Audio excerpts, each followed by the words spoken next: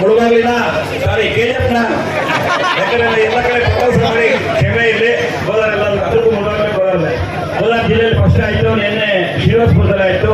ಇವತ್ತು ಎಲ್ಲದಕ್ಕಿಂತ ಹೆಚ್ಚು ನಮ್ಮ ಸಂಪಂಗಣ್ಣವರ ನೇತೃತ್ವದಲ್ಲಿ, ನಮ್ಮ ಸಂಸದರ ನೇತೃತ್ವದಲ್ಲಿ, ನಮ್ಮ ಏನು ಕಮಲ್ನಾಥನ್, ಸುರೇಶ್, ಲಕ್ಷ್ಮೀನಾರಾಯಣ ಮತ್ತೆ ಕುಜಿನಾಯ್ಡು, ಎಲ್ಲ ಯುವ ಮೋರ್ಚಾ ಅವರು, SC ಮೋರ್ಚಾ ಅವರು, OBC ಮೋರ್ಚಾ ಅವರು, ನನ್ನೆಲ್ಲ ಆತ್ಮೀಯ ಉತ್ಸಾಹಿ ವಿದ್ಯಾರ್ಥಿನಿಯರ ನೇತೃತ್ವದಲ್ಲಿ ಈ ಉತ್ತಮವಾದಂತ ತಿರಂಗ ಯಾತ್ರೆ ಕೆಜಿಎಫ್ ಅಲ್ಲಿ ಪ್ರಮುಖ ರಸ್ತೆಗಳಲ್ಲಿ ನಡೆದಿದೆ.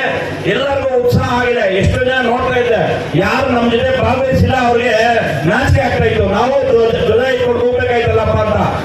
ನೀವೊಟ್ಟು ಆ ಪ್ರೌಢನ ನೀವು ತಗೊಬೇಕು. ಅದಕ್ಕೆ ನಾನು ಎಲ್ಲ ವಿದ್ಯಾರ್ಥಿಗಳು ಜೈಕಾರ ಹೇಳ್ತಾ ಇದ್ದೀನಿ.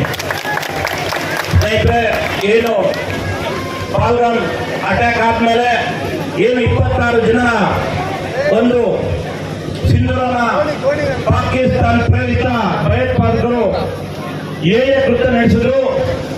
ಅವರದೇ ಭಾರತದ ನೆಚ್ಚಿನ ಪ್ರಧಾನಮಂತ್ರಿ ಒಂದು ಹೇಳಿಕೆ ಕೊಟ್ಟರು. ಈ ಒಂದು ಹತ್ಯೆಗಳಿಗೆ ಕಾರಣರಾದವ್ರನ್ನ ಬಿಡಲ್ಲ, ಅವ್ರಿಗೆ ತಕ್ಕವಾದಂತ ಉತ್ತರ ಕೊಡ್ತೀನಿ ಅಂತ ಕೇವಲ 12 ದಿವಸಗಳಲ್ಲಿ ಇಡೀ ಪಾಕಿಸ್ತಾನವನ್ನ ಸದೆ ಬಿಡಿದು ಕೇವಲ ಪಾಕಿಸ್ತಾನದ ಭಯೋತ್ಪಾದಕರಿಗೆ ಉತ್ತರ ಕೊಟ್ಟಿಲ್ಲ, ಪ್ರಪಂಚಕ್ಕೆ ಭಾರತದ ಶಕ್ತಿ ಏನಂತ ತೋರಿಸ್ಕೊಟ್ರು ನಮ್ಮ ಇಂಡಿಯನ್ ಆರ್ಮಿ ನರೇಂದ್ರ ಮೋದಿ ಅವರು. ಅದಕ್ಕೆಲ್ಲ ಕಾರಣಕರ್ತರು ನೀವು ಕೊಟ್ಟಂತ ಉತ್ಸಾಹ, ನಿಮ್ಮ ಏನು ಭಾರತೀಯ ಸೈನಿಕರೊಂದಿಗೆ ಇಡೀ ಕೆಜಿಎಫ್ನ ಎಲ್ಲ ಯುವಕರು ಯುವತಿಯರು ಉತ್ಸಾಹ ತರುಣ ಇದ್ದೀರಿ ಅಂದ್ಬಿಟ್ಟು ಇವತ್ತು ಕೆಜಿಎಫ್ನ ಪ್ರಮುಖ ರಸ್ತೆಗಳಲ್ಲಿ ಈ 1 ಕಿಲೋಮೀಟರ್ ತಿರಂಗವನ್ನ ಎತ್ತುಕೊಂಡು ಸೈನಿಕರ ಜೊತೆ ನಾವಿದ್ದೀವಿ, ಭಾರತದ ಆಡಳಿತದ ಜೊತೆ ನಾವಿದ್ದೀವಿ ಅಂತ ನೀವು ಒಂದು ಶಕ್ತಿ ಕೊಟ್ಟಿದ್ರೆ, ಈ ಶಕ್ತಿಗೆ ನಾನು ಎಲ್ಲ ವೇದಿಕೆ ಮುಖಂಡರು ನಿಮ್ಗೆಲ್ಲರಿಗೂ ಹೃದಯದಿಂದ ನಮಸ್ಕಾರಗಳನ್ನ ಅರ್ಪಿಸ್ತಾ ಇದ್ದೀನಿ. ಏನಿವತ್ತು ಪ್ರಪಂಚ ಭಾರತದ ಕಡೆ ತಿರುಗಿ ನೋಡ್ತಾ ಇದೆ. ಭಾರತದ 1 ಇಂಚು ಜಾಗ ಹಾಕೋದು ಒಬ್ಬ ವ್ಯಕ್ತಿನ ಹತ್ಯೆ ಮಾಡಿದ್ರೆ ಪ್ರಪಂಚಕ್ಕೆ ಭಯ ಬೀಳಲ್ಲ, ಯಾವುದೇ ಕಂಟ್ರಿ ಭಯ ಬೀಳಲ್ಲ. ಭಾರತದ ಶಕ್ತಿ, ಮಿಲಿಟರಿಯ ಶಕ್ತಿ ಅಷ್ಟು ಚೆನ್ನಾಗಿದೆ. ಇವತ್ತೇನು ಮೋದಿ ಅವರು ಪ್ರಧಾನಮಂತ್ರಿ ಆಗಿದ್ದಾಗ ಹೇಳಿದ್ರು ಮಾತು, ಭಾರತದ ಆತ್ಮನಿರ್ಭರ ಜೊತೆ ಇವತ್ತು ನಾವು ತಯಾರು ಮಾಡುವಂತ ಮಿಸೈಲ್ಗಳು ಏನಿದೆ, ಬ್ರಹ್ಮೋಸ್ ಹಾಕೋದು, ಇವತ್ತು ಡ್ರೋನ್ ಹಾಕೋದು, ಯಾವುದೇ 1000 ಕಿಲೋಮೀಟರ್ ದೂರ ಹೋಗಿ ಒಂದು ಸದ್ಬಾರ್ದು ವೈರಿ ರಾಷ್ಟ್ರವನ್ನ ರುಂಡನ ಚಂಡಾಯಿ ಬರ್ತದೆ. ಆ ತಾಕತ್ತು ಇವತ್ತು ಭಾರತದ ಸೈನಿಕರಿಗೆ, ಭಾರತದ ನರೇಂದ್ರ ಮೋದಿಗೆ. ಆ ಒಂದು ಕಾರಣಕ್ಕೆ ನಾವು ಕೆಜಿಎಫ್ ನಲ್ಲಿ ಇವತ್ತು ತಿರಂಗ ಯಾತ್ರೆ ಮಾಡೋ ಮುಖಾಂತರ ನಮ್ಮೆಲ್ಲ ಏನು ಸೈನಿಕರೊಂದಿಗೆ ನಾವು ಇದ್ದೀವಿ ಅಂದ್ಬಿಟ್ಟು ಒಂದು ಉತ್ಸಾಹದಿಂದ ನೀವು ಮಾಡಿದ್ರಿ. ಈ ಕಾರ್ಯಕ್ರಮ ಯಶಸ್ವಿ ಮಾಡೋದಕ್ಕೆ ನನ್ನ ವೈಯಕ್ತಿಕವಾಗಿ ನಿಮ್ಮೆಲ್ಲರಿಗೂ ಅಭಿನಂದಿಸಿ ನಾನು 2 ಮಾತು ವಿರಾಮ ಹೇಳ್ತೀನಿ. ಜೈ ಜೈ ಕರ್ನಾಟಕ ಮಾತೆ.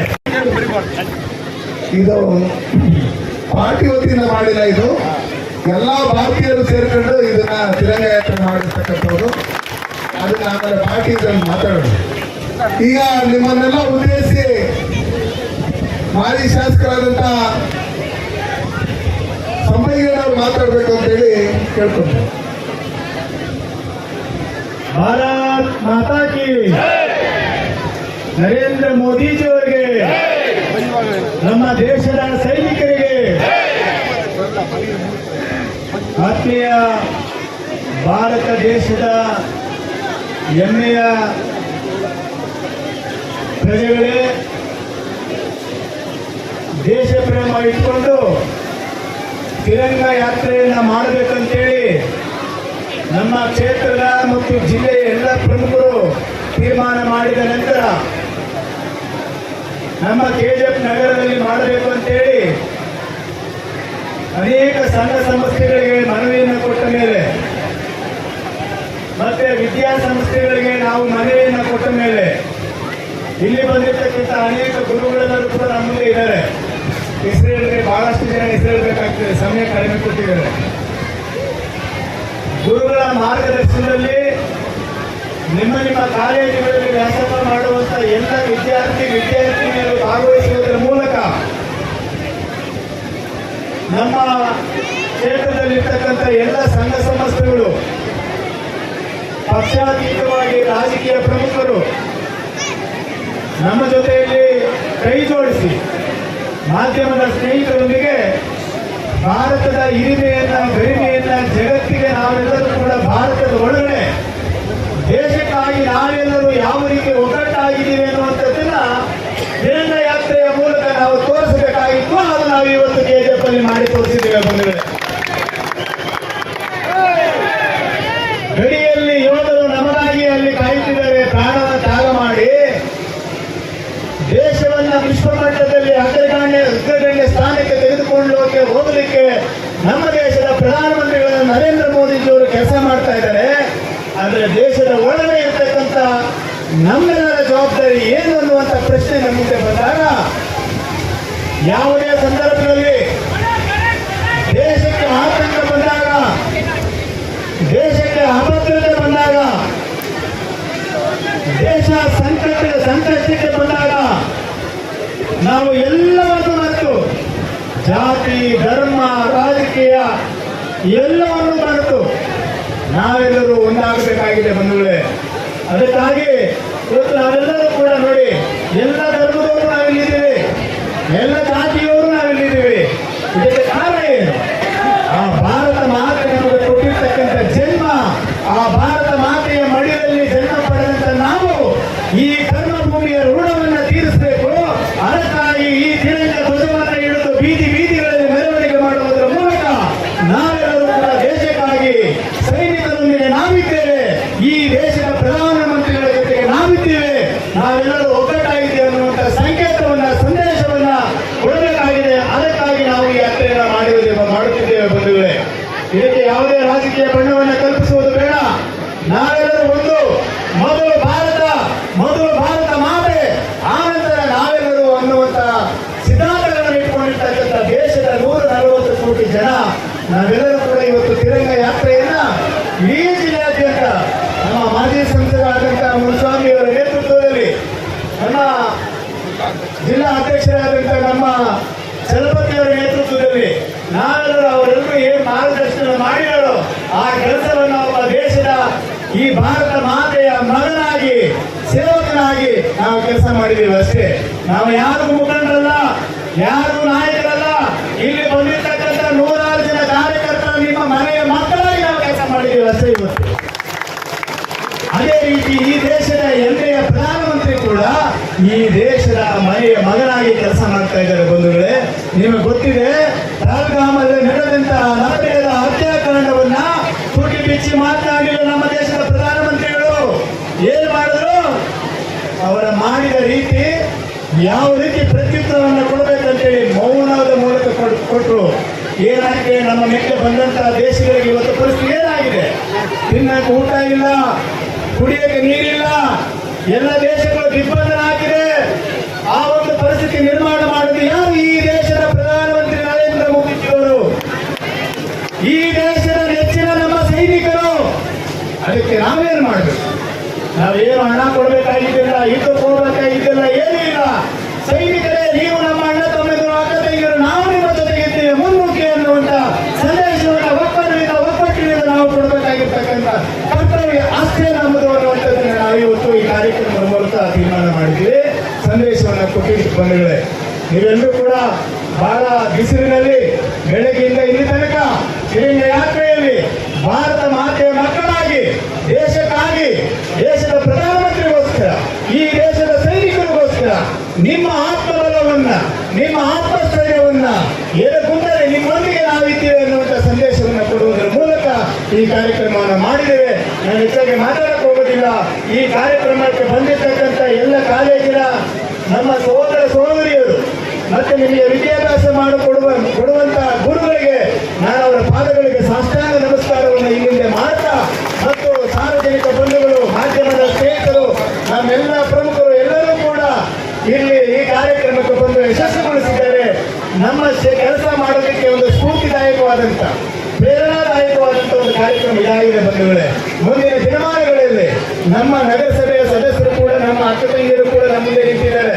ಇದರಲ್ಲಿ ನಮ್ಮ ನಗರದ ಅಧ್ಯಕ್ಷರಾದಂತಹ ಸುರೇಶ್ ಅವರು, ಗ್ರಾಮಾಂತರ ಅಧ್ಯಕ್ಷರಾದಂತಹ ನಮ್ಮ ಲಕ್ಷ್ಮೀನಾರಾಯಣ ಶರ್ಮಾ ಅವರು, ಮತ್ತೆ ನಮ್ಮ ಪ್ರಮುಖ ಮುಖಂಡರಾದಂತಹ ಕಮಲ್ನಾಥ್ ಅವರು, ರುಚಿನಾಯ್ಡು ಅವರು, ಗಾಂಧಿ ಅವರು, ಕೃಷ್ಣಮೂರ್ತಿ ಅವರು, ಗಂಗಲ್ ರೆಡ್ಡಿ ಅವರು, ವೆಂಕಟೇಶ್ ಅವರು, ಕಾಂತಮ್ಮಣ್ಣ ಅವರು, ಇನ್ನು ಅನೇಕ ಬಂಧುಗಳೆಲ್ಲರೂ ಕೂಡ ಇಲ್ಲೆಲ್ಲರೂ ನಮ್ಮ ಬಾಲಕೃಷ್ಣನ ಜೊತೆ ಆದಿಯಾಗಿ ನೀವೆಲ್ಲರೂ ಕೂಡ ಬಂದಿದ್ದೀರಿ. ನಿಮ್ಗೆಲ್ಲರಿಗೂ ಅನಂತ ಧನ್ಯವಾದಗಳು ಹೇಳ್ತೇವೆ. ನಮ್ಮ ಮಾಜಿ ಸಂಸದರು ಆಗಾಗ ನಮ್ಮ ಜೈ ಎಲ್ಲಿದ್ದಾರೆ ಅಂತ ಕೇಳ್ತಾ ಇರ್ತಾರೆ. ನಾನು ಯಾಕೆ ಹೇಳ್ಬೇಕು, ನೀವೇ ಹುಡುಕಿ ಅಂದಾಗ ಅವ್ರು ಅಲ್ಲಿದ್ರು ಕೂಡ ಹತ್ರ ಕರೆದು ಮಾತಾಡ್ತಾ ಇದ್ರು. ಅದಕ್ಕಾಗಿ ಜೈ ಅಂತ ಎಲ್ಲರಿಗೂ ಗೊತ್ತು, ಆಸ್ಪತ್ರೆ ಜೈ ಅನ್ಬೇಕು. ಅದಕ್ಕೆ ಹೆಚ್ಚಾಗಿ ಮಾತಾಡದೆ ನೀವೆಲ್ಲರೂ ಕೊಟ್ಟಂತ ಈ ಸಹಕಾರಕ್ಕೆ ನಿಮಗೆ ಋಣಿಯಾಗಿ ಮುಂದಿನ ದಿನಮಾನಗಳಲ್ಲಿ ಕೂಡ ನಿಮ್ಮ ಮಗನಾಗಿ ಸೇವೆಗಳನ್ನು ಮಾಡ್ತೇನೆ ಅನ್ನುವಂಥ ಮಾತನ್ನ ಹೇಳ್ತಾ ನನಗೆ ಮಾತನಾಡಲಿಕ್ಕೆ ಅವಕಾಶ ಮಾಡಿಕೊಟ್ಟಂತ ತಮ್ಮೆಲ್ಲರಿಗೂ ಹೊಂದಿಸಿ ನನ್ನ ಮಾತಿಗೆ ವಿರಾಮ ಕೊಡ್ತೀನಿ. ಜೈ ಭಾರತ್. ಡೌನ್ ಆಗಿದೆ. ಜೈ ಬೋಲೋ ಭಾರತ್ ಮಾತಾ ಕಿ. ನೀವೆಲ್ಲರಿಗೂ ಎಲ್ಲಿಯವರು ಕೇಳ್ಬೇಕು ಗೊತ್ತಾ? ಪಾಕಿಸ್ತಾನ ಕೇಳ್ತಾರೆ. ಜೈ ಬೋಲೋ ಭಾರತ್ ಮಾತಾ ಕಿ. ಜೈ ಜವಾನ್, ಜೈ ಜವಾನ್. ಮಗಳೇ, ಇಂದಿನ ಏನು ನಾವು ಕೆಜಿಎಫ್ ನಗರದಲ್ಲಿ ಬೆಳಗ್ಗೆ 11 ಗಂಟೆಯಿಂದ ಸನ್ಮಾನ್ಯ ನರೇಂದ್ರ ಮೋದಿಜಿಯವರ ನೇತೃತ್ವದಲ್ಲಿ ನಮ್ಮ ಭಾರತದ ಭೂಸೇನೆ, ವಾಯುಸೇನೆ, ನೌಕಾಸೇನೆ, BSF, CRPF ಸೈನಿಕರು ನಮ್ಮ ದೇಶದ ಹೆಣ್ಮಕ್ಕಳ ಸಿಂಧೂರವನ್ನು ಅಳಿಸಿದಂತ ಉಗ್ರಗಾಮಿಗಳನ್ನ ಅವ್ರದೇ ದೇಶದ ಹೊರಗಡೆ ನುಗ್ಗಿ ಉಗ್ರಗಾಮಿಗಳ ಶಿಬಿರಗಳನ್ನ ಧ್ವಂಸ ಮಾಡೋದ್ರ ಮುಖಾಂತರ, ಉಗ್ರಗಾಮಿಗಳನ್ನ ಸಂಹಾರ ಮಾಡೋದ್ರ ಮುಖಾಂತರ ಸನ್ಮಾನ್ಯ ನರೇಂದ್ರ ಮೋದಿಯವರು ನಮ್ಮ ಹೆಣ್ಮಕ್ಕಳ ಸಿಂಧೂರ ತಂಟೆಗೆ ಬಂದ್ರೆ ನಿಮಗೆ ಇದೇ ಗತಿ ಅಂತ ಹೇಳಿ ತೋರಿಸ್ಕೊಟ್ಟಿದ್ದಾರೆ.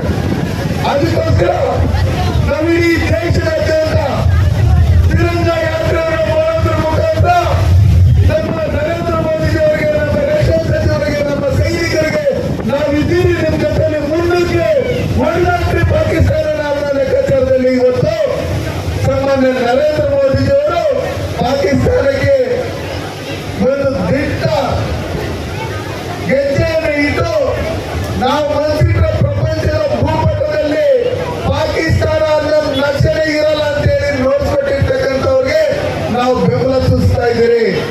ಇಲ್ಲಿ ನಾವು ಪಕ್ಷಾತೀತವಾಗಿ, ಜಾತ್ಯತೀತವಾಗಿ ಎಲ್ಲ ವಿದ್ಯಾರ್ಥಿಗಳನ್ನ, ಎಲ್ಲ ರಾಜಕೀಯ ಮುಖಂಡಗಳನ್ನ, ಪತ್ರಕರ್ತರನ್ನ, ಡಾಕ್ಟರ್ಗಳನ್ನ, ಪ್ರತಿಯೊಂದು ನಾಗರಿಕರನ್ನು ಕರೆದಿದ್ರಿ.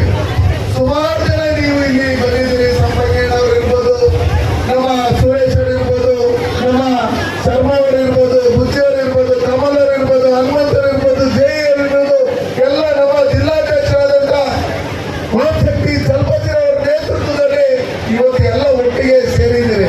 ನಮ್ಮ ಪ್ರಕಾಶ್ ಅವರು, ಪತ್ರಕರ್ತರು, ಎಲ್ಲರೂ ನಮ್ಮ ವಿದ್ಯಾರ್ಥಿನಿಯರು ನಾವು ಈಗಲಿಂದ ತಿಳ್ಕೋಬೇಕು. ನಮ್ಮ ಮನೆಯಲ್ಲಿ ನಮ್ಮ ಮಕ್ಕಳಿಗೆ ಎಲ್ಲರಿಗೂ ದೇಶದ ಅಭಿಮಾನ ಬರಬೇಕು, ದೇಶದ ಬಗ್ಗೆ ಗೌರವ ಬರಬೇಕು. ಪಾಕಿಸ್ತಾನದಲ್ಲಿ, ಚೈನಾದಲ್ಲಿ ಯಾರೇ ನಮ್ಮ ಕಟ್ಟೆಗೆ ಹೋದ್ರೆ ಅದನ್ನ ನೋಡ್ಕೊಳ್ಳಕ್ಕೆ ನಮ್ಮ ಸೈನಿಕರಿದ್ದಾರೆ. ಈ ಮನೆಯಲ್ಲೇ ಇಟ್ಕೊಂಡು, ಈ ದೇಶದಲ್ಲೇ ಇಟ್ಕೊಂಡು ಪಾಕಿಸ್ತಾನದ ಏಜೆಂಟ್ಗಳಂತೆ ಯಾರು ವರ್ತನೆ ಮಾಡ್ತಾ ಇದ್ದಾರೆ ಅವ್ರನ್ನ ಸದೆಬಡಿಯುವಂತ ಕೆಲಸ ನಾವೆಲ್ಲರೂ ಸೇರಿ ಮಾಡಬೇಕು. ಇವತ್ತು ಸೈನಿಕರ ಬಗ್ಗೆ ಡೌಟ್ ಬೀಳುವಂತದ್ದು, ಸೈನಿಕರು ನರೇಂದ್ರ ಮೋದಿ ಅವರು ಏನ್ ಮಾಡ್ತಾ ಇದ್ರು ಅಂತ ಹೇಳುವಂತದ್ದು, ಅವ್ರಿಗೆ ಕಣ್ಣು ಇಲ್ಲ, ಕಿವಿ ಇಲ್ಲ, ಬಾಯಿ ಇಲ್ಲ. ಯಾಕಂದ್ರೆ 6ನೇ ತಾರೀಕಿಂದ 13ನೇ ತಾರೀಕುವರೆಗೂ ಸನ್ಮಾನ್ಯ ನರೇಂದ್ರ ಮೋದಿ ಅವರು ರಕ್ಷಣಾ ಮಂತ್ರಿಗಳ ಜೊತೆಲಿ, ರಕ್ಷಣಾ ಪ್ರಮುಖರ ಜೊತೆಲಿ, ಸೈನಿಕರ ಜೊತೆಲಿ ನಿರಂತರವಾಗಿ ಮೀಟಿಂಗ್ಗಳನ್ನ ಮಾಡಿ ಪಾಕಿಸ್ತಾನಕ್ಕೆ ನುಗ್ಗಿ ಇಸ್ಲಾಮಾಬಾದ್, ಲಾಹೋರ್, ಕರಾಚಿಗೆ ನಮ್ಮ ವಾಯುಸೇನೆಯಿಂದ ದಾಳಿ ಮಾಡೋದ್ರ ಮುಖಾಂತರ ನಮ್ಮ ಕಂಟೆಗೆ ಬಂದ್ರೆ ನೀವಿರಲ್ಲ. ಈಗಾಗಲೇ ನಿಮ್ ತಿನ್ನೋಕ್ ಊಟಕ್ಕಿಲ್ಲ, ಭಿಕ್ಷೆ ಬೇಡ್ತಾ ಇದ್ರಿ. ಸಿಂಧೂ ನದಿಯಿಂದ ನೀರನ್ನ ನಿಲ್ಲಿಸಿ ತೊಳ್ಕೊಳ್ಳಕ್ಕೂ ನೀರಿಂದ ಮಾಡಿದಿರಿ, ಕುಡಿಯಕ್ಕೂ ನೀರಿಂದ ಮಾಡಿದಿರಿ. ಮುಂದಿನ ದಿನಗಳಲ್ಲಿ ನೀವು ಏನ್ ಮಾಡ್ತೀರಿ ಅಂತ ಹೇಳಿ ಸನ್ಮಾನ್ಯ ನರೇಂದ್ರ ಮೋದಿಜಿಯವರು ನಮ್ಮ ಸೈನಿಕರಿಗೆ ಕೊಟ್ಟಂತ ಫ್ರೀ ಹ್ಯಾಂಡ್, ನಿಮ್ಮ ಮಣ್ಣಿಗೆ ನೀವು ಇಷ್ಟವನ್ನು ಮಾಡಾಕ್ರಿ ಪಾಕಿಸ್ತಾನ ಅಂತ ಹೇಳಿದಾಗ ಪಾಕಿಸ್ತಾನದ ಪ್ರಧಾನಮಂತ್ರಿಗಳು, ಅವರ ಸೈನಿಕ ಮುಖ್ಯಸ್ಥರು ಎಲ್ಲರೂ ಅಂಗಲಾಚಿ ಬೇಡ್ಕೊಂಡು ದಯವಿಟ್ಟು ನಿಲ್ಸಿ ಯುದ್ಧ, ನಿಲ್ಸಿ ಯುದ್ಧ, ನಮ್ಮ ಕೈಯಲ್ಲಿ ತಡ್ಕೊಳಕ್ ಆಗ್ತಾ ಇಲ್ಲ ಅಂತ ಹೇಳಿದಂತ ಸಂದರ್ಭದಲ್ಲಿ ಇವತ್ತು ಯಾರ್ಯಾರ ಏನೇನ ಮಾತಾಡ್ತಾರೆ. ಹಂಗೆ ಹಿಂಗೆ ಟ್ರಂಪ್ ಹೇಳ್ಬಿಟ್ಟ, ಟ್ರಂಪ್ ಅಲ್ಲ ಅವರಪ್ಪ ಹೇಳಿದ್ರು ನರೇಂದ್ರ ಮೋದಿಜಿಯವರು ಕೇಳಲ್ಲ. ವಿಶ್ವ ನಾಯಕರು ನರೇಂದ್ರ ಮೋದಿಜಿಯವರು. ಅದಕ್ಕೋಸ್ಕರ ನಾವೆಲ್ಲ ಒಟ್ಟಾಗಿರ್ಬೇಕು. ಚುನಾವಣೆ ಬಂದಾಗ ರಾಜಕಾರಣ ಮಾಡೋಣ, ದೇಶ ಅಂತ ಬಂದಾಗ ನಾವೆಲ್ಲರೂ ಒಟ್ಟಿಗೆ ಸೇರಿ, ಹಿಂದೂ, ಕ್ರೈಸ್ತರು, ಮುಸಲ್ಮಾನರು, ನಾವೆಲ್ಲ ಈ ದೇಶದ ಪ್ರಜೆಗಳು, ಭಾರತ ಮಾತೆಯ ಮಕ್ಕಳು, ನಾವೆಲ್ಲ ಒಗ್ಗಟ್ಟಾಗಿ ಹೋರಾಟ ಮಾಡಿ ನಮ್ಮ ಸೈನಿಕರಿಗೆ ನಾವು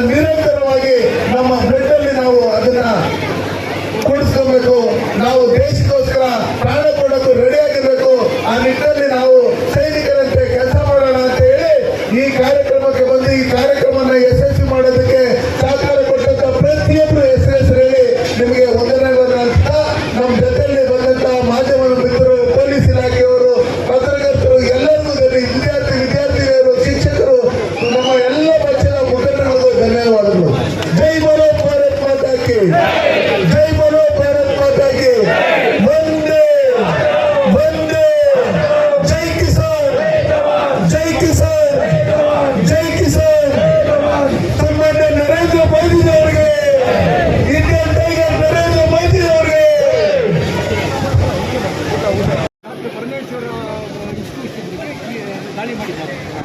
ಸಿದ್ದರಾಮಯ್ಯ ಮಾತು ಏನಂದ್ರೆ ಒಂದು ದಲಿತ ಮೇಲೆ ಇವರು ಅಟ್ಯಾಕ್ ಮಾಡ್ತಾ ಇದ್ದಾರೆ ಬಿಜೆಪಿ ಅಂತ ಅವ್ರು ಮಾತನಾಡ್ತಾರೆ. ಈಗ ಕಾಂಗ್ರೆಸ್ ಅವರು ಡಾಕ್ಟರ್ ಬಾಬಾ ಸಾಹೇಬ್ ಅಂಬೇಡ್ಕರ್ ಅವ್ರ ಮೇಲೆ ಅಟ್ಯಾಕ್ ಮಾಡಿರ್ತಕ್ಕಂಥದ್ದು, ಅವ್ರಿಗೆ ಅವಮಾನ ಮಾಡಿರ್ತಕ್ಕಂಥದ್ದು ಜಗತ್ತಿಗೆ ಗೊತ್ತು. ಹಂಗಿರ್ತಕ್ಕಂಥ ಸಂದರ್ಭದಲ್ಲಿ ದಲಿತರು ಅಂತ ಹೇಳೋದಕ್ಕೆ ನಾಲಾಯಕ ಸಿದ್ದರಾಮಯ್ಯ. ಅರ್ಥ ಆಯ್ತಾ? ಸಿದ್ದರಾಮಯ್ಯನವರು ಅಹಿಂದ ನಾಯಕರು ಅಂತ ನಾವು ತಿಳ್ಕೊಂಡಿದ್ರಿ, ಬಟ್ ಅವರು ಅಹಿಂದ ವಿರೋಧಿಗಳು ಅಂತ. ನಿಮ್ಗೆ ಗೊತ್ತು, SCPTSPದು 38,860 ಕೋಟಿ ಹಣವನ್ನು ನುಗ್ಗಿ ನೀರು ಕೊಟ್ಟಿರ್ತಕ್ಕಂಥ ಒಂದು ಬೇರೆ ಬೇರೆ ಬಳಸ್ಕೊಂಡಿರ್ತಕ್ಕಂಥದ್ದು. ವಾಲ್ಮೀಕಿ ಅಭಿವೃದ್ಧಿ ಪ್ರಾಧಿಕಾರದ 190 ಕೋಟಿಯನ್ನು ಚುನಾವಣೆಗೆ ಬಳಸಿರ್ತಕ್ಕಂಥದ್ದು. ಇವತ್ತು ಛಲವಾದಿ ನಾರಾಯಣಸ್ವಾಮಿ ಅವರು ವಿಧಾನ ಪರಿಷತ್ನ ವಿರೋಧ ಪಕ್ಷದ ನಾಯಕರು ಏನಿದ್ದಾರೆ ಅವ್ರ ಮೇಲೆ ಪ್ರಿಯಾಂಕ್ ಖರ್ಗೆ ಅವರ ಗೂಂಡಗಳು ಅವ್ರ ಚೇಲಗಳೆಲ್ಲ ನುಗ್ಗಿ 5 ಗಂಟೆಗಳ ಕಾಲ ಅವ್ರಿಗೆ ದಿಗ್ಬಂಧನ ಮಾಡಿ ಅವ್ರ ಮೇಲೆ ಹಲ್ಲೆ ಮಾಡಿ ಅವ್ರ ಮೇಲೆ ಕೊಲೆ ಪ್ರಯತ್ನ ಮಾಡಿರ್ತಕ್ಕಂಥದ್ದು ಕಾಂಗ್ರೆಸ್ನವರು. ಭಾರತೀಯ ಜನತಾ ಪಾರ್ಟಿಯವರು ಸನ್ಮಾನ್ಯ ನರೇಂದ್ರ ಮೋದಿಜಿಯವರ ನೇತೃತ್ವದಲ್ಲಿ ಡಾಕ್ಟರ್ ಬಾಬಾ ಸಾಹೇಬ್ ಅಂಬೇಡ್ಕರ್ ಹುಟ್ಟಿದಂಥ ಜಾಗ, ಬೆಳೆದಂಥ ಜಾಗ, ಪಂಚತೀರ್ಥಗಳನ್ನು ಸಾವಿರಾರು ಕೋಟಿ ಹಣ ಬಿಡುಗಡೆ ಮಾಡಿ ಅದನ್ನು ಡೆವಲಪ್ಮೆಂಟ್ ಮಾಡಿಕೊಂಡು ಅಂಬೇಡ್ಕರ್ ಸಂವಿಧಾನ ಸನ್ಮಾನ ಸಮಾರಂಭ ಅಂತೇಳಿ ಇಡೀ ದೇಶದಲ್ಲಿ ಕಾರ್ಯಕ್ರಮಗಳನ್ನು ಮಾಡೋದ್ರ ಮುಖಾಂತರ ಡಾಕ್ಟರ್ ಬಾಬಾ ಸಾಹೇಬ್ ಅಂಬೇಡ್ಕರ್ ಅವರಿಗೆ ಗೌರವ ಕೊಡ್ತಾ ಇರ್ತಕ್ಕಂಥದ್ದು ಭಾರತೀಯ ಜನತಾ ಪಾರ್ಟಿಯವರು. ಡಾಕ್ಟರ್ ಬಾಬಾ ಸಾಹೇಬ್ ಅಂಬೇಡ್ಕರ್ ಅವರಿಗೆ ಭಾರತ ರತ್ನ ಕೊಡೋದಕ್ಕೆ ಪ್ರಯತ್ನ ಪಟ್ಟಿದ್ದು ವಾಜಪೇಯಿ ಅವ್ರ ಕಾಲದಲ್ಲಿ BP ಸಿಂಗ್ ಸರ್ಕಾರದಲ್ಲಿ. ಹಂಗಿರ್ತಕ್ಕಂಥ ಸಂದರ್ಭದಲ್ಲಿ ಸಿದ್ದರಾಮಯ್ಯನವರು BJPಯವ್ರ ಬಗ್ಗೆ ದಲಿತ ವಿರೋಧಿ ಅಂತ ಹೇಳ್ಕೊಡ್ದು. ಯಾಕಂದರೆ ಮೊನ್ನೆ ನಡೆದಿರ್ತಕ್ಕಂಥ ಘಟನೆ ಗುಲ್ಬರ್ಗಿಯಲ್ಲಿ ಏನಿದೆ ಅದು ಇವತ್ತು ಹಸಿಯಾಗಿರ್ತಕ್ಕಂಥ ಸಂದರ್ಭದಲ್ಲಿ ಇವತ್ತು ನಾವು ಗುಲ್ಬರ್ಗ ಚಳವಳಿಯನ್ನು ಇಟ್ಕೊಂಡು ಪ್ರಿಯಾಂಕ್ ಖರ್ಗೆ ಅವ್ರನ್ನ ರಾಜೀನಾಮೆ ಕೇಳಬೇಕು ಅಂತೇಳಿ ಇವತ್ತು ನಾವೆಲ್ಲ ಹೋರಾಟ ಮಾಡ್ತಾ ಇದ್ವಿ. ಯಾಕಂದರೆ ನಾರಾಯಣಸ್ವಾಮಿ ಅವರು, ಛಲವಾದಿ ನಾರಾಯಣಸ್ವಾಮಿ ಅವರು ಏನಾದರೂ ಕಾನೂನು ವಿರುದ್ಧವಾಗಿ ಏನಾದರೂ ಮಾತಾಡಿದರೆ ಅದನ್ನು ಕಾನೂನು ರೀತಿಯಲ್ಲಿ ವಿಧಾನ ಪರಿಷತ್ನ ಅಧ್ಯಕ್ಷರಿದ್ದರು, ನಮ್ಮ ಸಭಾಪತಿಗಳಿದ್ದರು, ಸ್ಪೀಕರರಿದ್ದರು, ಅವ್ರ ಹತ್ರ ಹೋಗಿ ಕಂಪ್ಲೇಂಟ್ ಮಾಡ್ಬೋದಾಗಿತ್ತು, ಇಲ್ಲ ಸ್ಟೇಷನ್ಗೆ ಕಂಪ್ಲೇಂಟ್ ಕೊಡ್ಬೋದಾಗಿತ್ತು. ಅದು ಬಿಟ್ಟು ಮ್ಯಾನ್ ಹ್ಯಾಂಡಲ್ ಮಾಡೋದ್ರ ಮುಖಾಂತರ ಅವರು ಅಧಿಕಾರನ ದುರ್ಬಳಕೆ ಮಾಡಿಕೊಂಡ್ರು. ಪೊಲೀಸರನ್ನ ನಿಷ್ಕ್ರಿಯರನ್ನಾಗಿ ಮಾಡಿ ಪೊಲೀಸರನ್ನು SP ಇಂದ ಹಿಡಿದು ಎಲ್ಲರೂ ನಾವು ಹೆಲ್ಪ್ಲೆಸ್ ಅಂತ ಹೇಳ್ತಾರೆ. ಅಂದರೆ ಯಾವ ಮಟ್ಟಕ್ಕೆ ಇವರು ತೊಗ್ಲಕ್ ದರ್ಬಾರ್ ಮಾಡ್ತಾ ಇದ್ದಾರೆ ಕರ್ನಾಟಕ ರಾಜ್ಯದಲ್ಲಿ ದಲಿತರ ಮೇಲೆ ಯಾವ ರೀತಿ ದೌರ್ಜನ್ಯ ಮಾಡ್ತಾ ಇದ್ದಾರೆ ಅಂತೇಳಿ ನಿಮ್ಗೆ ಈಗಾಗಲೇ ಗೊತ್ತಾಗಿದೆ. ಅದಕ್ಕೋಸ್ಕರ ಇವತ್ತೇನು ED ರೈಡ್ ಮಾಡಿದ್ದಾರೆ ಪರಮೇಶ್ವರ್ ಮನೆ ಮೇಲೆ, ಇಲ್ಲ ಅವರ ವಿದ್ಯಾಸಂಸ್ಥೆಗಳ ಮೇಲೆ ಏನು ಗೋಲ್ಡು ಇದು ಸಪ್ಲೈ ಮಾಡ್ತಾ ಇದ್ರು ಕಳ್ತನವಾಗಿ ಅಂತ ಹೇಳ್ಬಿಟ್ಟು ಆ ಕೇಸ್ ಇತ್ತು. ಆ ಕೇಸಲ್ಲಿ ಅವ್ರು ಯಾರು ಆ ಗೋಲ್ಡನ್ನ ಕಳ್ತನವಾಗಿ ಸಪ್ಲೈ ಮಾಡ್ತಾ ಇದ್ರು ಅವ್ರ ಅಕೌಂಟಿಗೆ ಇವರು 40 ಲಕ್ಷನ 30 ಲಕ್ಷನ ದುಡ್ಡು ಹಾಕಿದ್ದಾರೆ ಅಂತ ಹೇಳ್ಬಿಟ್ಟು ಗೊತ್ತಾಗಿರೋದ್ರಿಂದ ಪರಮೇಶ್ವರ್ ಅವ್ರದ್ದು ಅದರಲ್ಲಿ ಏನು ಪಾತ್ರ ಇಲ್ಲ ಅಂತ ಹೇಳಿದರೆ ಅದ್ರ ಸೂಕ್ತ ದಾಖಲಾತಿಗಳನ್ನು ಕೊಟ್ಟು ಆ ಎಮ್ಮನಿಗೆ ಏನು ಹಣ ಕೊಟ್ರಿ ಅಂತೇಳಿ ಅದ್ರದ್ದು ಟೋಟಲ್ ಡಾಕ್ಯುಮೆಂಟ್ಸ್ಗಳನ್ನು ಸಬ್ಮಿಟ್ ಮಾಡಿ ಅದಾದಮೇಲೆ ಅವ್ರು ನಿರಪರಾಧಿ ಅಂತ ಘೋಷಣೆ ಮಾಡ್ಕೊಂಡು ಈ ದೇಶದಲ್ಲಿ ಯಾರೇ ತಪ್ಪು ಮಾಡಿರೋ ನಮ್ಮ ಪ್ರಧಾನಮಂತ್ರಿ ಆದ್ರೂ ಸರಿನೇ ಸಿದ್ದರಾಮಯ್ಯನವ್ರು ಇವತ್ತು ಇರಲಕ್ಕ ರಿಸೈನ್ ಕೊಟ್ಬಿಟ್ಟು ಮನೇಲಿ ಇರಬೇಕಾಗಿತ್ತು. ಯಾಕಂದರೆ ಅವ್ರು 12 ಸೈಟನ್ನು ಮಾಡ್ಕೊಂಡು ಒಂದ್ಸಲಿ FIR ಆಗಿದೆ, ಆದಮೇಲೆ ಕಳ್ಳ ಅಂತ ಹೇಳಿದ್ದು ಆದಮೇಲೆ ಕಳ್ಳನೇ. ಅವರು ಏನೇ ಬೇಲ್ ಮೇಲೆ ಇದ್ರೂ ಕೂಡ ಇವತ್ತು ಕಳ್ಳನೇ ಸಿದ್ದರಾಮಯ್ಯ ಅವರು. ಹಂಗಿರ್ತಕ್ಕಂಥ ಸಂದರ್ಭದಲ್ಲಿ ಇವತ್ತು ನಾನೇ ತಪ್ಪು ಮಾಡಿದ್ರೂ ಸಂವಿಧಾನದಲ್ಲಿ ಡಾಕ್ಟರ್ ಬಾಬಾ ಸಾಹೇಬ್ ಅಂಬೇಡ್ಕರ್ ಕೊಟ್ಟಿರ್ತಕ್ಕಂಥ ಸಂವಿಧಾನ ಸರ್ವರಿಗೂ ಸಮಪಾಲು, ಸರ್ವರಿಗೂ ಸಮಬಾಳು, ಎಲ್ಲರಿಗೂ ಸಂವಿಧಾನ ನೋಡಿಸ್ತಾರೆ. ಅದಕ್ಕೋಸ್ಕರ ಕಾಂಗ್ರೆಸ್ ಅವ್ರ ನ್ಯಾಯ, BJP ಅವ್ರ ನ್ಯಾಯ ಅಂತಲ್ಲ. ಭಾರತೀಯ ಜನತಾ ಪಾರ್ಟಿಗೆ ಜನಾರ್ದನ್ ರೆಡ್ಡಿ ಅವರು ಬಂದಿದ್ದರು, ಅವ್ರು ನಮ್ಮ ಜೊತೆಲಿ ಅಲೈನ್ಸಲ್ಲಿ ಇದ್ದರು. ಆದರೂ ಇವತ್ತು ಅವರಿಗೆ ಶಿಕ್ಷೆ ಪ್ರಕಟ ಆಗಿದ್ದಾದಮೇಲೆ ಅವರು ಹೋಗಿದ್ದಾರೆ. ಇವರನ್ನು ಹೋಗಲಿ, ಸಿದ್ದರಾಮಯ್ಯನವರು ರಿಸೈನ್ ಕೊಟ್ಬಿಟ್ಟು ಒಳಗಡೆ ಹೋಗಬೇಕು. ಹಂಗಿರ್ತಕ್ಕಂಥ ಸಂದರ್ಭದಲ್ಲಿ ಇವತ್ತು ಕಾನೂನನ್ನು, ಅವರ ಅಧಿಕಾರವನ್ನು ದುರ್ಬಳಕೆ ಮಾಡ್ಕೊಂಡು ಇವತ್ತು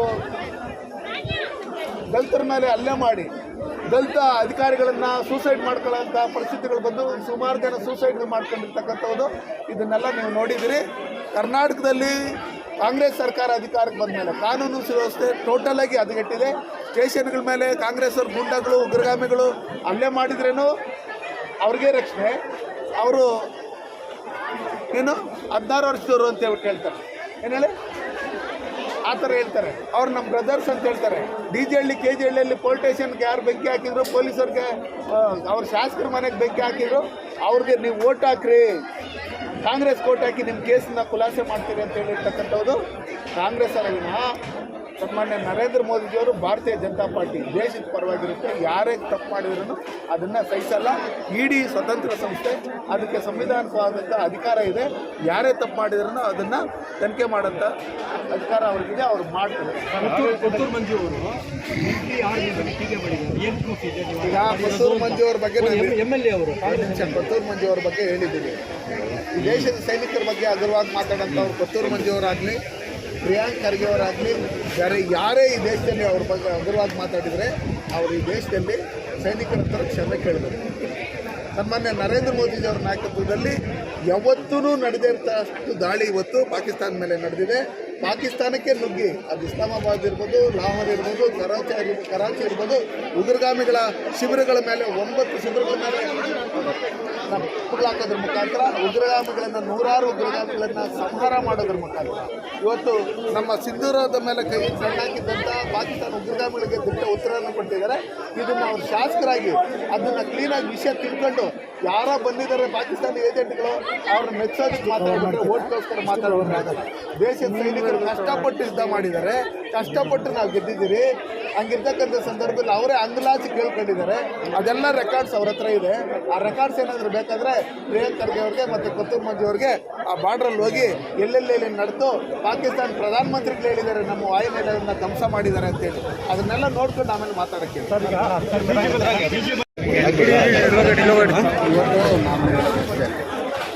ಅದನ್ನು ಅವ್ರಿಗೇನು ಒಳ್ಳೇದು ಮಾಡಬೇಕು ಅನ್ನೋ ಲೆಕ್ಕಾಚಾರದಲ್ಲಿ ಬಂದಾಗ ನಮ್ಮ KGFನಲ್ಲಿ ನಮ್ಮ ಭಾರತೀಯ ಜನತಾ ಪಾರ್ಟಿ ಶಾಸಕರಾಗಿ ಸಂಪಂಗನ ಅವ್ರು ಗೆದ್ದಿದ್ದಾದ್ಮೇಲೆ ನಮ್ಮ ಸರ್ಕಾರನೇ ನೆಕ್ಸ್ಟ್ ಬರೋದು. ಅವಾಗ ಏನು ಮಾಡಬೇಕು ಅಂತ ನಾವು ಮಾಡ್ತೀವಿ. ಹಿಂದೆ ನಮ್ಮ ಸರ್ಕಾರ ಇದ್ದಾಗ ಅವ್ರ ಪೊಸಿಷನ್ ಸರ್ಟಿಫಿಕೇಟೂ ಇರಲಿಲ್ಲ. ಹಂಗಿರ್ತಕ್ಕಂಥ ಸಂದರ್ಭದಲ್ಲಿ ನಾವು ಪ್ರಹ್ಲಾದ್ ಜೋಶಿ ಸಾಹೇಬ್ರನ್ನ ಕರೆದು, ಮೈನಿಂಗ್ ಸೆಕ್ರೆಟರಿ ಅವ್ರನ್ನ ಕರೆದು ಇವತ್ತು ಅವ್ರಿಗೆ ಹಕ್ಕುಪತ್ರಗಳು ಕೊಡೋಂಥ ಕೆಲಸಗಳು ಮಾಡಿದ್ದಾರೆ. ಇಲ್ಲಿರ್ತಕ್ಕಂಥ ಶಾಸಕರು ನಾನು ಅದು ಮಾಡಿದೆ, ನಾನು ಇದು ಮಾಡಿದೆ, ನಾನು ಹಿಂಗೆ ನಾನು ಬಾರ್ಲಾಗ್ದೆ ಅಂತ ಹೇಳ್ತಾರಲ್ಲ, ನಾವು ಇವತ್ತು KGFನ ಡೆವಲಪ್ಮೆಂಟ್ ಮಾಡಿರ್ತಕ್ಕಂಥದ್ದು ಸೆಂಟ್ರಲ್ ಗೌರ್ಮೆಂಟ್ ಅಮೃತ್ ಯೋಜನೆಯಲ್ಲಿ. ಇವತ್ತು KGF ನೀರು ಕೊಟ್ಟಿರ್ತಕ್ಕಂಥದ್ದು ನಮ್ಮ ಸರ್ಕಾರ ಇದ್ದಾಗ, ಯಡಿಯೂರಪ್ಪ ಇದಾಗಿದ್ದಾಗ, ಅವತ್ತು ಹಣಕಾಸು ಸಚಿವರು ಕುಮಾರಸ್ವಾಮಿ ಅವರಿದ್ದಾಗ ಕೊಟ್ಟಿರ್ತಕ್ಕಂಥದ್ದು ಎರಡೋಳೆ ಯೋಜನೆ ಇರ್ಬೋದು, ಅಮೃತ್ ಯೋಜನೆ ಇರ್ಬೋದು, ನಾವು ಇದಕ್ಕೆ ಏನು ನಮ್ಮ ವಿಕೋಟೆಗೆ ಹೋಗೋಂಥ ರಸ್ತೆಗಳಿರ್ಬೋದು, ಇವೆಲ್ಲ ಚೆನ್ನೈ ಎಕ್ಸ್ಪ್ರೆಸ್ ಕಾರಿಡಾರ್ ಇರ್ಬೋದು, ನಾವು ಕೊಟ್ಟಿರ್ತಕ್ಕಂಥದ್ದು. ಇವ್ರು ಏನು ಕೊಟ್ಟಿದ್ದಾರೆ? DCC ಬ್ಯಾಂಕನ್ನು ಕೊಳ್ಳೆ ಹೊಡೆದಿದ್ದಾರೆ, ನಕಲಿ ಸೊಸೈಟಿಗಳನ್ನು ಮಾಡ್ಕೊಂಡು ಕೊಳ್ಳೆ ಹೊಡೆದಿದ್ದಾರೆ. ಸುಮಾರು 400 ಕೋಟಿಗೂ ಹೆಚ್ಚಿಗೆ ಹಣವನ್ನು ಲೂಟಿ ಮಾಡಿ ಇವತ್ತು ಕೇಸಲ್ಲಿ ಸಿಕ್ಕಾಕೊಂಡು ಇವತ್ತು ಒದ್ದಾಡ್ತಾ ಇರ್ತಕ್ಕಂಥದ್ದು ಅವರು. ಇವತ್ತು ಡ್ರಾಮಾ ಆಡೋದು ಬೇರೆ. ಇವತ್ತು ಈ KGF ಏನಾದ್ರು ಡೆವಲಪ್ಮೆಂಟ್ ಆಗಿದೆ, KGF ನಗರ ಏನಾದ್ರು ಡೆವಲಪ್ಮೆಂಟ್ ಆಗಿದೆ ಅಂದರೆ ಅವತ್ತು ನಮ್ಮ ಭಾರತೀಯ ಜನತಾ ಪಾರ್ಟಿ ಶಾಸಕರಾಗಿದ್ದಂಥ ಸಂಪಂಗನವ್ರ ಕಾಲದಲ್ಲಿರ್ಬೋದು, ರಾಮಕ್ಕ ಅವ್ರ ಕಾಲದಲ್ಲಿರ್ಬೋದು, ಇವರೆಲ್ಲ ಇದ್ದಂಥ ಸಂದರ್ಭದಲ್ಲಿ ನಾವು ಡೆವಲಪ್ಮೆಂಟ್ ಮಾಡಿರ್ತಕ್ಕಂಥದ್ದು. ಅದು ಬಿಟ್ಟರೆ ಇವ್ರು ಏನು ಮಾಡಿದ್ದಾರೆ ಅನ್ನೋದು ನೋಡಿಸ್ಬಿಡಿ. ಇವ್ರು ಏನಾದರೂ ಮಾಡಿದರೆ ಪ್ರತಿ ಪಂಚಾಯಿತಿಗಳಲ್ಲೂ 100ಕ್ಕೆ 90% ಏನು ಕೆಲಸಗಳಾಗಿದೆ ಅದು ಸೆಂಟ್ರಲ್ ಗೌರ್ಮೆಂಟಿಂದ ಕೊಟ್ಟಿರ್ತಕ್ಕಂಥ. ಟಾಯ್ಲೆಟ್ ಕೊಟ್ಟಿರೋದು ನಾವು, ಪ್ರಧಾನಮಂತ್ರಿ ಗ್ರಾಮ ಸಡಕ್ ಯೋಜನೆಯಲ್ಲಿ ರಸ್ತೆ ಮಾಡಿರೋದು ನಾವು, ಪ್ರಧಾನಮಂತ್ರಿ ಆದರ್ಶ ಗ್ರಾಮಲ್ಲಿ ನಾವು ಕೊಟ್ಟಿರೋದು ನಾವು ಅದಾದಮೇಲೆ ಅಕ್ಕಿ ಕೊಡ್ತಾ ಇರೋದು ನಾವು, ನಮ್ಮ ಅಂಗನವಾಡಿ ಮಕ್ಕಳಿಗೆ ಊಟ ಕೊಡ್ತಾ ಇರೋದು ನಾವು, ಬಾಳೆಹಣ್ಣುಗಳಿಗೆ ಊಟ ಕೊಡ್ತಾ ಇರೋದು ನಾವು, ಟಾಯ್ಲೆಟ್ಗಳು ಕೊಟ್ಟಿರೋದು ನಾವು, ಮನೆಗಳು ಕಟ್ಕೊಟ್ಟಿರೋದು ನಾವು, ಇವೆಲ್ಲ ಗ್ಯಾಸ್ ಕೊಟ್ಟಿರೋದು ನಾವು. ಇವೆಲ್ಲ ಕೊಟ್ಟಿದ್ದಾಗ ಇವ್ರೇನು ಕೊಟ್ಟಿರೋದು? ನಾವು ಕೊಟ್ಟಿರೋದನ್ನೆಲ್ಲ ಹೇಳ್ತಾ ಇದ್ದೀರಲ್ಲ, ಇವ್ರು ಹೇಳಿ ಬಂದು ಈಚೆ ಕಡೆ. ಅದು ಬಿಟ್ಬಿಟ್ಟು ಸುಮ್ಮನೆ ಅವು ಇವು ಏನೋ ಇದು ಮಾಡ್ಕೊಂಡು ನಾನು ಅದು ಮಾಡಿದ್ದೀನಿ ಇದು ಮಾಡಿದ್ದೀನಿ ಅಂತ ಹೇಳಿದ್ರೆ ಅದೆಲ್ಲ ಸರಿ ಇಲ್ಲ. BGML ಕಾರ್ಮಿಕರು ತಾಳ್ಮೆಯಿಂದ ಇರಬೇಕು. ಅವ್ರ ಪರವಾಗಿ ನಾವಿದ್ದೀರಿ. ನಮ್ಮಲ್ಲಿ ಮುಂದಿನ ದಿನಗಳಲ್ಲಿ ಶಾಸಕರಾಗಿ ಸಂಪಂಗಣ್ಣವರಾಗಲಿ, ನಮ್ಮ ಪಕ್ಷದಲ್ಲಿ ಯಾರು ಡಿಸೈಡ್ ಮಾಡ್ತಾರೋ ಅವ್ರು ಇಲ್ಲಿ MLA ಆಗಿದ್ದಾದ್ಮೇಲೆ ನಾವು ಅವ್ರ ಪರವಾಗಿ ನಿಂತ್ಕೊಂಡು ನಮ್ಮ ಅಧಿಕಾರ ಇದ್ದಾಗ, ಕರ್ನಾಟಕ ರಾಜ್ಯದಲ್ಲಿ ನಮ್ಮ ಸರ್ಕಾರ ಇದ್ದಾಗ ನಾವೇನು ಮಾಡಬೇಕು, ಇಲ್ಲಿರ್ತಕ್ಕಂಥ ಜಮೀನನ್ನು ಸರ್ಕಾರಕ್ಕೆ ತಗೊಂಡು ಅದನ್ನು ಇಂಡಸ್ಟ್ರಿಯಲ್ ಏರಿಯಾ ಮಾಡಬೇಕು ಅನ್ನೋ ಲೆಕ್ಕಾಚಾರದಲ್ಲಿ ಇದು ಮಾಡ್ಕೊಂಡು ಇವತ್ತು ಅದನ್ನೇನು ಇದು ಮಾಡಿ ಅದು ನಮ್ಮ ಸರ್ಕಾರದಲ್ಲಿ ಮಾಡಿರ್ತಾರೆ. ನಾವು ಮಂತ್ರಿಗಳನ್ನ ಕರೆದಾಗ ಇವ್ರು ಬಂದಲ್ಲಿ ನಿಂತ್ಕೊಂಡು ಬನ್ನಿ ಅಂತ ಹೇಳ್ಬಿಟ್ಟು ಕೈ ಇಟ್ಕೊಂಡು ಕರ್ಕೊಂಡೋಗಿರೋದು. ಹಿಂದೆಯಿಂದನೂ ಶಾಸಕರಾಗಿದ್ದಂಥ ಸಂದರ್ಭದಲ್ಲಿ ಸಂಪಂಗಣ್ಣವರು ಈ KGF ಡೆವಲಪ್ ಆಗಬೇಕು, ಇಲ್ಲಿ BGML ಏನಿತ್ತು ಗೋಲ್ಡ್ ಮೈನು ಅದನ್ನು ಮುಚ್ಚಿದ್ದಾದ್ಮೇಲೆ ಇಲ್ಲಿನ ಜನ ಸುಮಾರು ಜನ 15,000 to 20,000 ಜನ ದಿನ ಬೆಂಗಳೂರಿಗೆ ಹೋಗ್ತಾರೆ ಅಂತ ಹೇಳ್ಬಿಟ್ಟು ಹೇಳಿ ಇವತ್ತು ಇಲ್ಲಿ ಕಾರ್ಖಾನೆಗಳು ಬರಬೇಕು, ಈ ಡೆವಲಪ್ಮೆಂಟ್ ಮಾಡಬೇಕು ಅಂತೇಳಿ ಅವತ್ತಿಂದನೂ ಮನಸ್ಸು ಮಾಡಿ ಕೆಲಸ ಮಾಡ್ತಾ ಇರ್ತಕ್ಕಂಥವ್ರು ಸಂಪಂಗಣ್ಣವರು. 26ನೇ ತಾರೀಕು ಒಳಗಡೆ ಖಾಲಿ ಮಾಡಬೇಕು ಅಂತ ಅರ್ಥ ಆಯ್ತಾ? ಅದ್ರ ಬಗ್ಗೆ ಅವ್ರು ಯಾರಾದ್ರೂ ನಮ್ಮ ಹತ್ರ ಬಂದು ಇಲ್ಲ ಸಂಪಂಗಣ್ಣ ಹತ್ರ ಬಂದು ಅದು ದೂರು ಕೊಟ್ಟಾಗ ಅದಕ್ಕೆ ಏನು ಸಹಕಾರ ಕೊಡಬೇಕು. ಎಲ್ಲ ಸಾರ್ವಜನಿಕ ಬಂಧುಗಳು ಸೇರಿ ಅವರ ಸಹಕಾರದಿಂದ ಇವತ್ತು ಭಾಳ ಯಶಸ್ವಿ ತಿರಂಗ ಕಾರ್ಯಕ್ರಮ ನಮ್ಮ ತೇಜಸ್ವಿ ನಡೆದಿದೆ. ಇದರ ಸಂಕೇತ ಮತ್ತು ಸಂದೇಶ ಏನಪ್ಪ ಅಂತ ಹೇಳಿದ್ರೆ, ಭಾರತ ಅಂತ ಹೇಳಿದ್ರೆ ನಾವೆಲ್ಲರೂ ಒಗ್ಗಟ್ಟಾಗಿರ್ತೀವಿ, ಎಲ್ಲವನ್ನು ಮರೆತು ದೇಶ, ಅಸೂಯೆ, ರಾಜಕೀಯ, ವೈಷಮ್ಯ ಎಲ್ಲವನ್ನು ಮರೆತು ಭಾರತಕ್ಕಾಗಿ ನಾವೆಲ್ಲರೂ ಒಟ್ಟಾಗಬೇಕು ಅನ್ನುವಂಥದ್ದನ್ನು ಇವತ್ತು ನಮ್ಮ ತೇಜಸ್ ಕ್ಷೇತ್ರದಲ್ಲಿ ನಾವೆಲ್ಲರೂ ಸಾರ್ವಜನಿಕವಾಗಿ ಈ ತಿರಂಗ ಯಾತ್ರೆ ಮೂಲಕ ನಾವು ಭಾಳ ಖುಷಿ ಆಗುತ್ತೆ, ಆನಂದ ಆಗುತ್ತೆ. ನಮ್ಮ ಕ್ಷೇತ್ರದಲ್ಲಿರ್ತಕ್ಕಂಥ ಜನರು ಭಾಳ ಸಹಕಾರವನ್ನು ಕೊಟ್ಟಿದ್ದಾರೆ. ಈ ತಿರಂಗ ಯಾತ್ರೆ ಮುಂದಿನ ದಿನಮಾನಗಳಲ್ಲಿ ಕೆಜೆಪಲ್ಲಿರ್ತಕ್ಕಂಥ ಎಲ್ಲರೂ ಕೂಡ ಇದೇ ರೀತಿ ಒಗ್ಗಟ್ಟಾಗ್ತಾರೆ ಅನ್ನುವಂಥ ವಿಶ್ವಾಸವನ್ನು ಇವತ್ತು ಈ ಕಾರ್ಯಕ್ರಮ ಹೇಗಿದೆ ಸರ್? ನಿಂತಿದ್ದಾರೆ ನಾಮಿನೇಷನ್ಸ್ ಆಗಿ ಹೇಗಿದೆ? ಅಲ್ಲ, ನಾಮಿನೇಷನ್ ಮಾಡಿರೋದು ಇಡೀ ಜಿಲ್ಲೆ ಜನರಿಗೆ ಎಲ್ಲರಿಗೂ ಗೊತ್ತಿಲ್ಲ. ಇದು ಸಾರ್ವತ್ರಿಕ ಚುನಾವಣೆ ಅಲ್ಲ. ಸಹಕಾರಿ ಕ್ಷೇತ್ರದಲ್ಲಿ ಚುನಾವಣೆಗಳು ಹೇಗೆ ನಡೀತದೆ ಅಂತ ನಿಮಗೆಲ್ಲರಿಗೂ ಗೊತ್ತಿದೆ. ಹಿಂದೆ DCC ಬ್ಯಾಂಕಲ್ಲಿ ಅಧಿಕಾರದಲ್ಲಿದ್ದಂಥವರು ಯಾವ ರೀತಿ DCC ಬ್ಯಾಂಕ್ನ ದುರುಪಯೋಗ ಮಾಡಿಕೊಂಡು ಇಡೀ ಜಿಲ್ಲೆ ಜನರಿಗೆ ಯಾವ ರೀತಿ ಅನ್ಯಾಯ ಇದೆ ಅನ್ನುವಂಥದ್ದು ಇವತ್ತು ಕೋರ್ಟ್ ಮೆಟ್ಟೇರಿದೆ. ನ್ಯಾಯಾಂಗದ ಒಳಪಟ್ಟಂಥ ದಾವೆಗಳಿದೆ, ಅಲ್ಲಿ ನಡೀತಾ ಇದೆ. ಅದ್ರ ಬಗ್ಗೆ ನಾನು ಹೆಚ್ಚಾಗಿ ಮಾತಾಡೋಕ್ಕೆ ಹೋಗಲ್ಲ. ನೋಡೋಣ, ಸಹಕಾರ ಹೆಚ್ಚು ನಮಗೇನನ್ನ ಸಿಕ್ಕಿದ್ರೆ ನಾವು ಅಲ್ಲಿ ಕಂಟೆಸ್ಟ್ ಮಾಡ್ತೀವಿ. ಯಾಕಂದರೆ ಅದು ಬೆರಳಿಕೆ ಎಷ್ಟು ಮತದಾನ ಇರುತ್ತೆ. ಅದಕ್ಕೆ ನಾವು ಭಾಳ ಜಿದ್ದಾಗಿ ಎಲೆಕ್ಷನ್ ಮಾಡೋದಕ್ಕಿಂತ ಮುಂದೆ ಯಾರಾದರೂ ಆ ಸ್ಥಾನಕ್ಕೆ ಡೈರೆಕ್ಟ್ ಅನ್ನೋದಕ್ಕಿಂತ ಅಧ್ಯಕ್ಷರಾಗಿ ಯಾರು ಬಂದು ಈ ಜಿಲ್ಲೆಯನ್ನು, ಎರಡೂ ಜಿಲ್ಲೆಯನ್ನು ನಿಭಾಯಿಸ್ತಾರೆ ಮತ್ತು ಇದರಲ್ಲಿ ನಡೆದಿರ್ತಕ್ಕಂಥ ಅಕ್ರಮಗಳನ್ನು ಬಯಲಿಗೆಳಿಬೇಕು. 100 ಕೋಟಿ ಅಕ್ರಮಗಳಾಗಿದೆ. ಫೇಕ್ ಡಾಕ್ಯುಮೆಂಟ್ ಮಾಡಿಕೊಂಡು ಅವರ ಹೆಸರಲ್ಲಿ ಹಣ ಲೂಟಿ ಮಾಡ್ತಾರೆ. ಉದಾಹರಣೆ ಕೆಜೆಪಲ್ಲಿ 900 ಚಿಲ್ಲರೆ ಸಂಘಗಳನ್ನು ಅವರೇ ಮಾಡ್ಕೊಂಡಿದ್ದಾರೆ. ಅದರಲ್ಲಿ ಅವರ ಹೆಸರಲ್ಲಿ ಹಣ ಡ್ರಾ ಮಾಡಿಬಿಟ್ಟಿದ್ದಾರೆ. ಮತ್ತು ಸ್ಥಳೀಯವಾಗಿ ಜನನ ಕೇಳೋಕೆ ಆ ಜನನೇ ಇಲ್ಲ. ಇವೆಲ್ಲವೂ ಕೂಡ ಎರಡೂ ಜಿಲ್ಲೆಯಲ್ಲೂ ಕೂಡ ನಡೆಯತಕ್ಕಂಥ ಹಿನ್ನೆಲೆಯಲ್ಲಿ ರಾಜಕೀಯವನ್ನು ಹೊರತುಪಡಿಸಿ ಆ ಜಿಲ್ಲಾ DCC ಬ್ಯಾಂಕ್ ಅಧ್ಯಕ್ಷರಾಗಿ ಯಾರಾದರೂ ಒಬ್ಬರು ಸಮರ್ಥವಾಗಿ ಬರಬೇಕು. ನಮ್ಮ ಮಗ ನಿಂತಿರ್ತಕ್ಕಂಥದ್ದು ನಮಗೆ ಸಂಖ್ಯೆ ಇದ್ದರೆ ನಾವು ನಿಂತು ಗೆಲ್ತೀವಿ. ಸಂಖ್ಯೆ ಕಡಿಮೆ ಇದ್ದರೆ ಅಲ್ಲೋಗಿ ನಾವು ತಲೆಗಟ್ಟಿಯಾಗಿರೋ ಬಂಡೆ ಚಿಚ್ಕೊಳ್ಳೋಕ್ಕಾಗೋದಿಲ್ಲ. ಯಾರು ಹಿಂದೆ ಅಕ್ರಮವಾಗಿ ನಡೆದಿರ್ತಕ್ಕಂಥವ್ರನ್ನ ಸಮರ್ಥವಾಗಿ ಅದನ್ನು ನಿಭಾಯಿಸಿ ಬಯಲಿಗೆ ಎಳಿತಾರೋ ಅವ್ರು ಆಗಲಿ ಅಷ್ಟೇ.